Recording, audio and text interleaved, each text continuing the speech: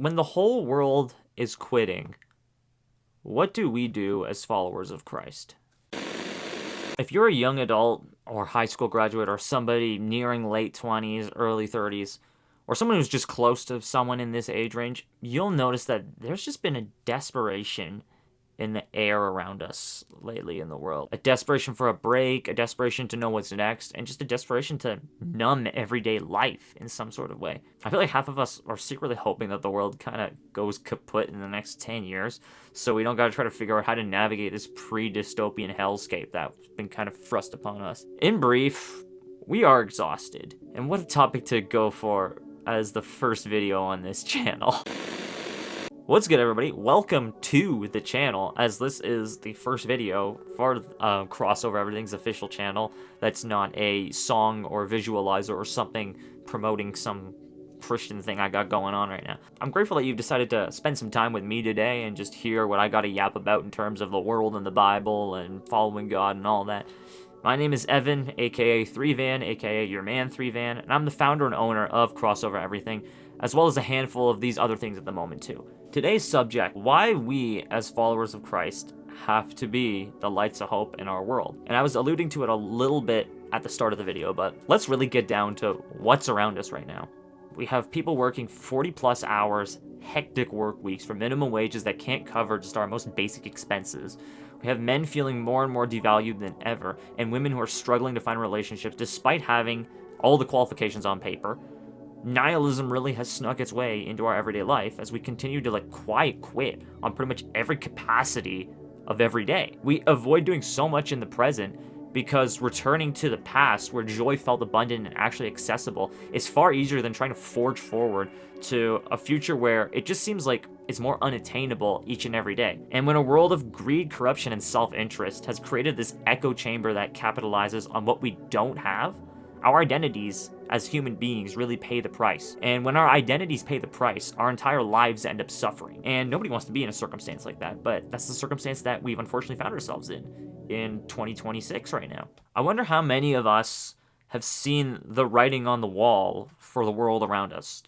Numbered, weighed, and divided. Which is, of course, a reference to the book of Daniel, chapter 5. One of the most memorable to me in the Old Testament for its applicability to our current situation, which you might not notice on first glance, but as you look into it a little bit more, it gets more clear. To summarize it really quick before we give it a read over, in this passage, Daniel tells King Belshazzar the meaning of the words Mene, Mene, Tekel, Parsin, after his own palace staff cannot decipher these words that have been etched onto the wall of his palace by the mighty hand of God. One thing I love to do is to use the scriptures as a lens for looking at modern society. As both a follower of Christ and a former sociology major myself, it's important to use the gospel just to help process what's going on, and it doesn't really get much better than using this thing right here to kind of help us do it. At the end of the day, that's why it exists. Let me read the passage that we're looking at today to you guys. Daniel chapter 5, 26, verse 30 reads this. This is what these words mean. Mene means numbered. God has numbered the days of your reign and has brought it to an end. Tekel means weighed, which you have been weighed on the balances and not measured up. Parsin means divided. Your kingdom has been divided and given to the Medes and Persians. Then at Belshazzar's command, Daniel was dressed in purple robes, a gold chain was hung around his neck, and he was proclaimed the third highest ruler in the kingdom. That very night, Belshazzar, the Babylonian king, was killed. I feel like anybody in any country in the world can look at this passage and see their own countries as numbered, weighed, and divided. That's how imminent the destruction, whether it be physical, mental, social, emotional, financial, and or spiritual, feels around us. And that's all to say that a lot of countries in the world are feeling like they're at this place of just numbered, weighed, and divided. Not everybody sees it though. And we see, especially in this passage, that Belshazzar himself does not see the destruction, which is why Daniel warns him prior to decrypting this message as well too. Your Majesty, the Most High God, gave sovereignty, majesty, glory, and honor to your predecessor Nebuchadnezzar. He made him so great that the people of all races and nations and languages trembled before him in fear. He killed those who he wanted to kill and spared those who he wanted to spare. He honored those who he wanted to honor and disgraced those who he wanted to disgrace. But when his heart and mind were puffed up with arrogance, He was brought down from his royal throne and stripped of his glory. He was driven from human society. He was given the mind of a wild animal and lived among the donkeys. He ate grass like a cow, and he was drenched with the dew of heaven, until he learned the Most High God rules over the kingdoms of the world, and appoints anyone who he desires to rule over them. You are his successor, O Belshazzar, and you knew all this, yet you have not humbled yourself. For you have proudly defied the Lord of heaven, and have had these cups from his temple brought before you. You and your nobles and wives and concubines have been drinking wine from them, while praising gods of silver, gold, bronze, iron, wood, and stone. Gods that neither see nor hear nor know anything at all. But you have not honored the God who gives you the breath of life and controls your destiny. There's a difference, of course, between the self-devaluation that we see as a result of growing nihilism in our world, and the humility that we see demonstrated by Daniel, David, and many other biblical figures. Self-devaluation starts with self, while humility starts with God. Self-devaluation begins when we look at ourselves and hyperfixate on our lack. It is this inverse pride where, because we lack, we cannot be proud of ourselves and thus plunge ourselves into a void and attitude towards our lives of meaninglessness. However, humility occurs when we look at God before our lack. We see who he is, how he lacks nothing, and by humbling ourselves to him, we learn who we really are, children of God, who through perseverance through the circumstances thrust upon us, we become, as James writes in chapter 1, verse 4, that you may be made perfect and complete, lacking in nothing. So much of what we struggle with today comes from a misinterpreted sense of identity and its meaning. Humbling ourselves before God and opening our minds to what he says our identity is breaks us free from this nihilism that's surrounding us and this hopelessness culture that is all over, running rampant today in our world. Daniel reminds Belshazzar himself that the people under his authority have been praising gods of silver, gold, bronze, iron, wood, and stone, gods that neither hear or nor see, know nothing at all. And this is where we find ourselves by seeking identity in the physical realm. A lot of us young people especially, we've kind of been woken up to the reality of this, but we keep letting these statements have power over us. The idea that I'll never own a house by my parents' age, or I'll never get married, or I'll never have a family. When all of these nevers become the voices that reinforce our identity, we end up idolizing the achievement that these accomplishments bring. And when we don't have the accomplishments, then our identity is pretty much less than zero at that point. It's incredible that we, for the most part, don't even make idols out of the materials that Daniel spoke of. Like, we aren't making idols of wood, gold, bronze, iron, stone, silver. We're not doing that ourselves with our own hands.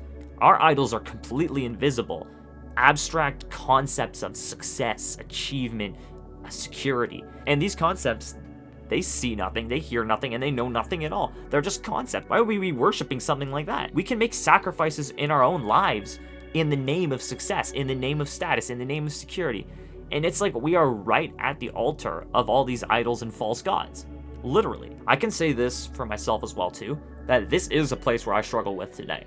Like, when I take my eyes off of God to work and do things in the name of success instead of for God, like when I try to build brands and do branding related things, when I try to run ads for my own businesses, when I go out and hit the studio, all in the name of success and not for God and not for the reasons he intended, the hopelessness of it really starts to settle in. And, you know, some people really might say, oh no, it's just reality settling in. But if reality is hopelessness, where does that leave us? There's got to be somewhere where hope is. And if it's not quote unquote reality, then it's like, then you get to this mindset again of I'll never be able to make it. That mindset starts setting up shop, and soon enough, we end up chasing the wind, just as Solomon says in Ecclesiastes, chasing after the success that we're never going to be able to achieve, but still continually going to the altar of it. And this is interchangeable for anything as well too. Like, when I shift the focus of my heart to something that isn't God, I'm pretty much on the fast track to many tekel parsa. I'm right on the road to reading the writing on the wall again.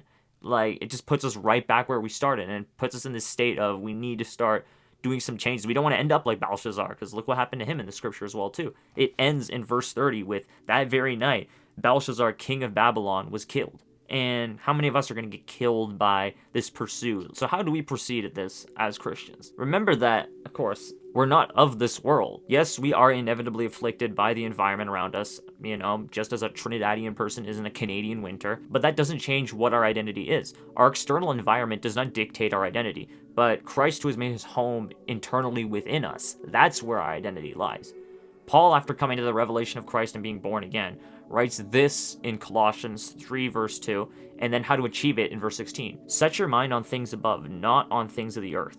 Let the word of Christ dwell in you, richly in all wisdom, teaching and admonishing one another in psalms and hymns and spiritual songs, singing with grace in your hearts to the Lord.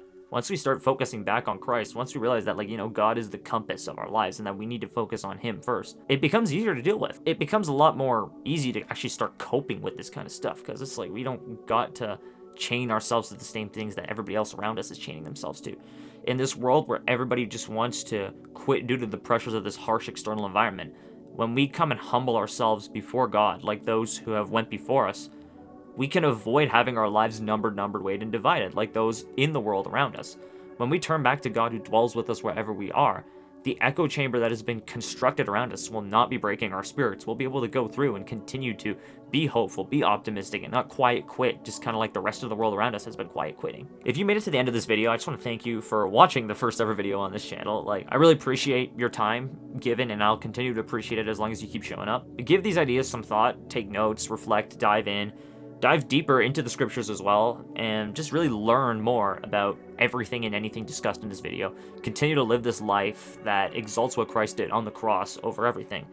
Let me know in the comments if you found this content helpful. Come swing on over to crossovereverything.com. We've got devotionals that are different than the stuff we talk about this channel as well too, as well as news as well. We have a link to get on our prayer list as well at the top of the site, and if you need somebody to pray for you as well too, you can fill out a form and just get your prayer request in there. I would love to pray for you as well too. I just pray that the grace of our Lord Jesus Christ would just continue to be with you all, and that I'll see you back here next week for the next random 3-van rant on whatever God kind of plants in my heart. All right, peace out.